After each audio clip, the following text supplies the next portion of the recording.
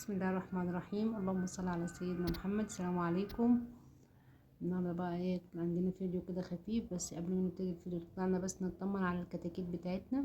الكتاكيت دي يا جماعه انا كنت قبل كده نزلتها كان عمرها لسه يوم، دلوقتي الحمد لله بسم الله ما شاء الله عمر 15 يوم.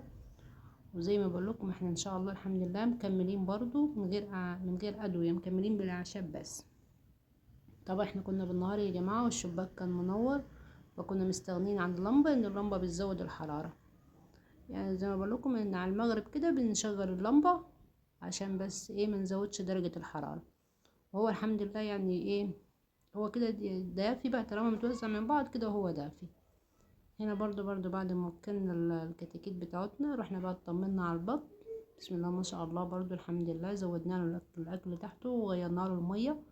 الميه دي يا جماعه بنغيرها للبط يومين، مرتين في اليوم، يعني مرتين في اليوم بنغيرها للبط. البط برضو اللي قدامكم ده كده بسم الله ما شاء الله عمره 20 يوم. اللهم صل وبارك على سيدنا محمد وعلى اله وصحبه وسلم. احنا بنحط له ميه بيضه بس، من الوقت التاني كده ممكن ازود مع الميه خل، قد كوبايه خل. هنعمل بقى اكله خفيفه بقى بعد ما اطمنا على الطيور. هنعمل النهارده عندنا فرخه حجمها مش كبير قوي، فحبينا نزودها يعني، فهنحشيها رز. حبينا نكبرها كده احنا بحيله يعني من عندنا، فهنفلفل لها شويه رز وهنعملها محشيه.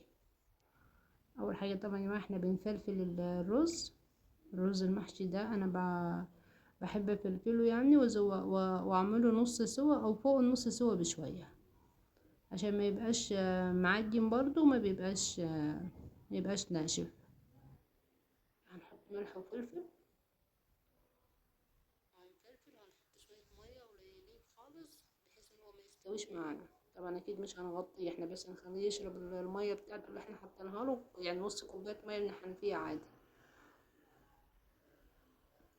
زودنا طبعا ورق لورا.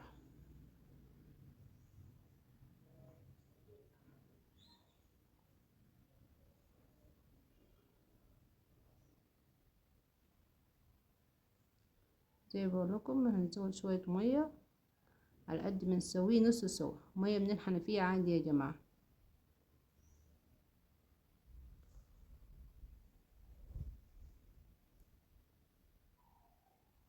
وهنسيبه بقى يشرب شويه الميه دول، مش هنغطيه وهنسيبه يشربها. هنا بقى هنجيب بصلايه وندعك بيها الفرخه بتاعتنا. احنا الفرخه بتاعتنا مش كبيره قوي يا جماعه، فقلنا نحشيها رز عشان نزود عشان نزود حجمها شويه. اللهم صل وبارك على سيدنا محمد. اللهم صل وبارك على سيدنا محمد. كده احنا بشرنا البصله على الفرخه. يعني صراحة ندبر البصل ده بيدي للفرخة طعم حلو، بيبقى كأنها مشوية يعني لما تدبير الفرخة بالبصل كده. برضو هنزود ملح وفلفل، ده ملح وفلفل مطحونين مع بعض يا جماعة. هندعكها شوية كويس اوي بقى من جوه ومن قدام بالتتبيلة بتاعتنا دي. نحاول نفرغ الجلد كده زي ما انتوا شايفين من اللحم، عشان بس اللحم بتاعنا يتشرب من التتبيلة. هنزق البصل بقى بين الجلد وبين اللحم.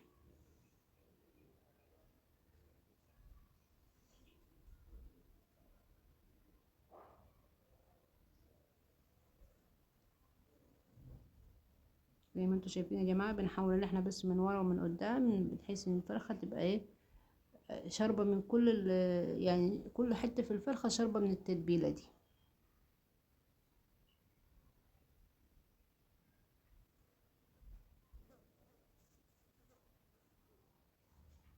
طبعا مش بنخلي حاجة يا جماعة، كل البصل بنحاول ان احنا نحشيه في الفرخة. البصل ده احنا مزودينه ملح وفلفل.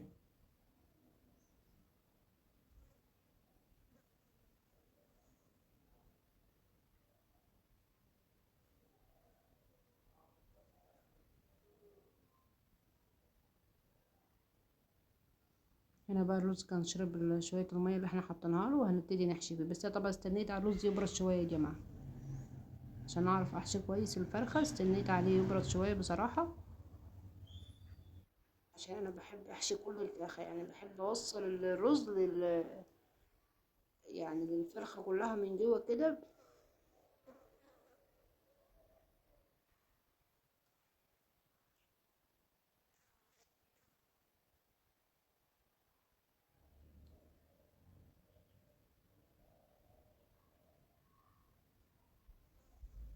زي ما انتوا شايفين يا جماعة، انا بحاول اني ازق الرز لجوه كده بحيث ان هو يوصل عند رقبة الفرخة. الحتة دي احنا من فوق بنسميها الزغدة كده. بنحب بقى ان يبقى فيها رز، بصراحة بتدي طعم حلو قوي يعني لما بتبقى محشية رز. فانا بزق الرز كده لجوه بحيث اني اوصله اللهم صل وبارك على سيدنا محمد، اني اوصل الرز لحد الرقبة، الجلد اللي عند الرقبة دي يا جماعة احنا بنسميها زغدة.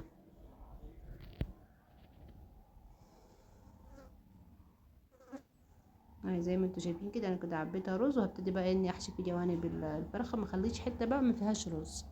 يعني هي الحمد لله بسم الله ما شاء الله اخدت معايا كميه الرز دي كلها. يعني حوالي الفرخه يا جماعه كانت عامله 1400، يعني مش جايبه حتى كيلو ونص.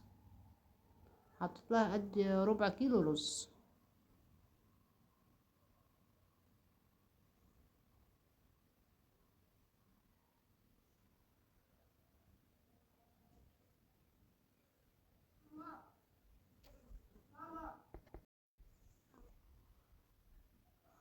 اللهم صل وبارك على سيدنا محمد. واخواتي في الله، طبعا اتمنى ان انتوا تدعمونا كده باللايك، واللي انتوا شرفوني بالاشتراك.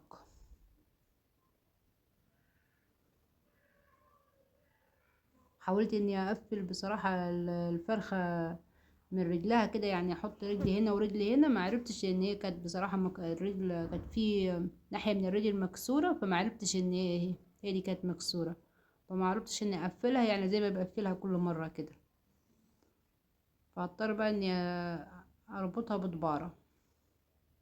اصل انا لو سبتها مفتوحة كده ونزلتها في الشوربة هي ومفتوحة كده من غير ما اقفلها، يبقى كل الرز ده هيسقط مننا في الشوربة. فلازم نقفلها كويس يا جماعة. طبعا احنا بنقفلها برجليها كده، بندخل الرجلين ناحية من هنا وناحية من هنا، نربطها بقى زي ما بنعمل في الحمام او اي فراخ يعني محشية.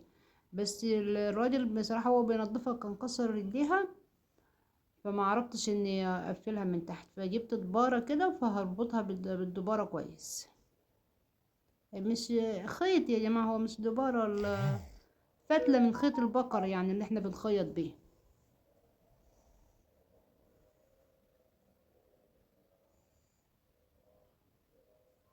فاقفلها كويس كده عشان بس الرز ما حرام يعني. احنا اكتر حاجه بنحبها بصراحه في الفراخ دي هو الرز، بيبقى شارب كده من الفراخ، بيبقى طعمه جميل يعني. فحرام لو وقع في الشوربه هيعجن ومش هنعرف ناكله. فلازم نقفل الفرخه كويس.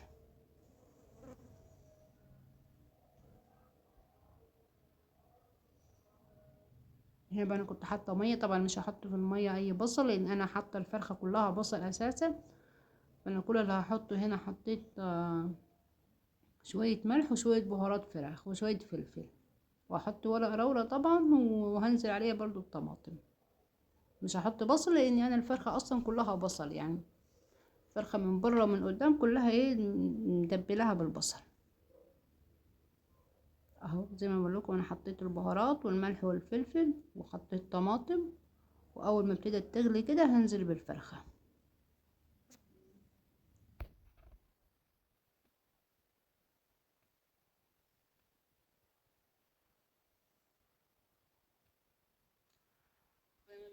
عندنا يا جماعه حاجه حشينا ما نقفلش عليها، او لو انت بتعملي حمام او فراخ محشيه ما تقفليش عليها، او حتى لو اللهم صل على سيدنا محمد لو ممبار ما تقفليش الحل قوي. احنا هنعمل بقى جنبيها شوية بطاطس، بس احنا هنعمل بطاطس هنا في الطاجن. هنعمل طاجن بطاطس يعني. بس احنا طبعا او هنديله غلوة الاول في الحلة، لان انا ما بحبش احط الطاجن من الاول على البوتاجاز.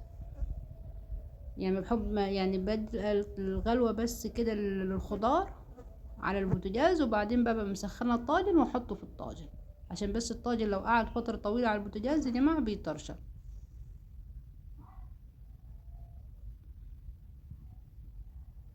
احنا نزلنا بالبطاطس والطماطم وفلفل، فلفل رومي يا جماعة، اللهم صل على محمد، والبصل طبعا هنقطعه كله كده طرنشات، وهنديله غلوة بس كده بشوية عصير طماطم على النار، وهنكون مسخنين الطاجن في الفرن. اول ما الطاجن يسخن والخضار ياخد بس نص سوا كده هنعمله هنحطه على بعض في الفرن. طبعا دي توم التوم برضو ده كان لطاجن البطاطس. التوم بصراحة بيدي طعم حلو اوي للخضار يا جماعة.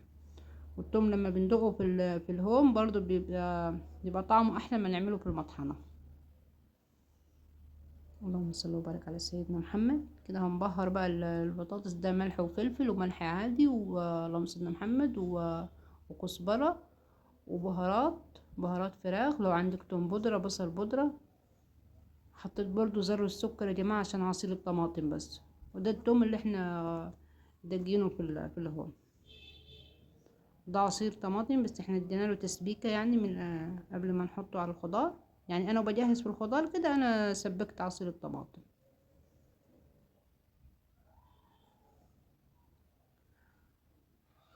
هنزوده بقى ايه كبش الشوربة. يعني الفرخة ابتدت تغلي معانا فاخدنا منها كبشة حطينا على الخضار بتاعنا او على البطاطس يعني. هنديله غلوة زي ما بقول لكم. انا هجيب الطاجن وهحطه في الفرن. الطاجن يا جماعة قبل ما بدخله على الفرن او قبل ما احطه على النار ما بغسلوش. بغسله بعد ما بخلص بيه. انما قبل ما احطه على النار ما ينفعش احطه على النار وهو فيه مية. كده انا كنت مولعه على الفرن وهسيبه يسخن في الفرن على ما الخضار بس ايه ياخد غلوة كده او غلوتين على البوتاجاز اهو. زي ما انتوا شايفين، اللهم صل وبارك على سيدنا محمد اهو. شايفين الطاجن ازاي يا جماعه سخن، لان انا طبعا سخنته في الفرن فنزل يغلي الخضار فيه. يعني الخضار سخن اساسا انه كان بيتسبك على البوتاجاز، والطاجن اساسا انا مسخناه في الفرن. ما شاء الله هو كده ايه يعني بيكمل غلو. يعني هدخله بقى ايه يكمل سوا في الفرن. عملنا شويه سلطه بس خضرة. دي يا جماعه كيس ملوخيه احنا مفرزينه عندنا في الفريزر. هنعمله بقى جنبي كيس الملوخيه يا جماعه. بصوا انا طلعت كيس الملوخيه والشوربه بتاعتها بتغلي. ما ينفعش اطلع كيس الملوخيه يفك الاول وبعدين احطه في الشوربه، لا بحطه في الشوربه كده هو وجامد. لانه لو سبته بره الرخامه كتير يعني من غير ما احطه على الشوربه هيسود مني. فانا طفيت عليه بصراحه البوتاجاز وسبته يفك مع نفسه كده. الفرخه ما شاء الله كانت استوت بقى وصفيناها يا جماعه. هنفك بقى منها الحبل الخيط اللي احنا رابطين بيها الفرخه.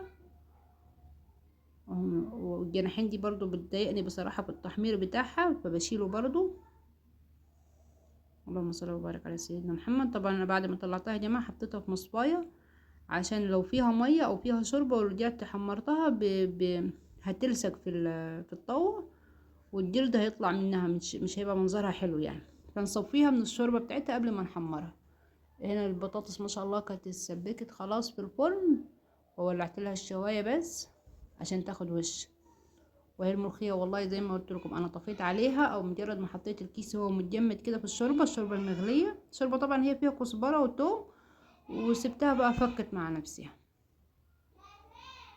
ما شاء الله من محمد. زي ما انتم شايفين يا جماعه بحاول بس اني اقلب الفرخه عشان تتحمر من كل الجوانب. ما شاء الله الحمد لله هي ما لسقتش معايا في الطاوه لاني مصفيها كويس من الشوربه وبحمرها من كل الجوانب. اللهم صل وبارك على سيدنا محمد. اتمنى في اخواتي الفيديو بتاع النهارده يعجبكم ويكون عند حسن ظنكم. هنا بقى طلعنا طاجن البطاطس وعملنا بقى شوية شوربة جنبها.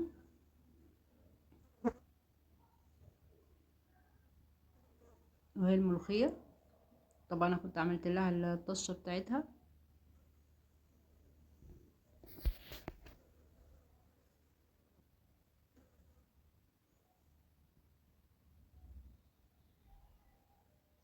اللهم صل وبارك على سيدنا محمد. السلام عليكم اخواتي في الله ونشوفكم على خير.